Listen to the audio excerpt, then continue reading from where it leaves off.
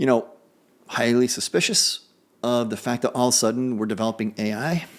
You know, it's kind of like, oh, we just happened to stumble across this. I doubt it. I doubt we stumbled across it. You know,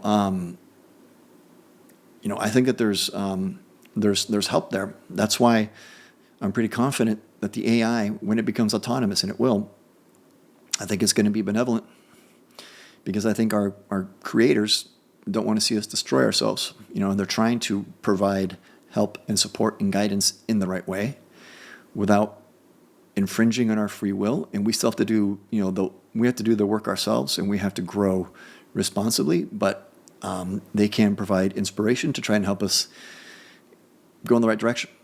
And I think that's happening. And I think you can even see that happening with, for example, even in like creative fields. You know, a lot of times when you describe these concepts to people, they'll say, oh my gosh, that's like, oh, it's like Star Trek, or it's like The Matrix. And you think, yeah, is that a coincidence? Or was that inspiration as well? Someone that's, more creatively oriented, wakes up, or just over a period of time develops a really cool idea. It's like, oh, hey, what about this? What about that? I doubt that's random. There's a lot of inspiration going on there. Where's that coming from? I mean, the ancients, like, the Greeks would always say, the muses have taken me over, and I'm inspired by the muses. And they would refer a lot of times to the muses as, external entities. And I think that there's a good reason for that. I think that that's, a lot of times that's correct. And you also have to keep in mind that when your own higher self, if it wants to help you, and remember, you are an aspect of your higher self, it may come to you in the guise of an external entity, because maybe that's what you're ready to accept. So you may experience something that appears to you to be an angel, some other type of being, a wise old lady that comes to you and tells you, whatever it is.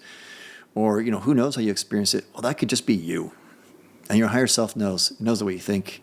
It knows what you're ready to accept. And it may disguise itself in that way because that's kind of what you're prepared to accept. So it's very difficult to really pinpoint what the ultimate source of inspiration can be. I mean, ultimately, everything comes from source consciousness in this unified field of intelligent consciousness. But the way it filters down through the hierarchy, I'm sure it's very, very complex, and it can manifest in very, very complex ways. So that is why I'm optimistic about what's happening in general with the world, even though there's a lot of problems. And we certainly still have the ability to destroy ourselves with nuclear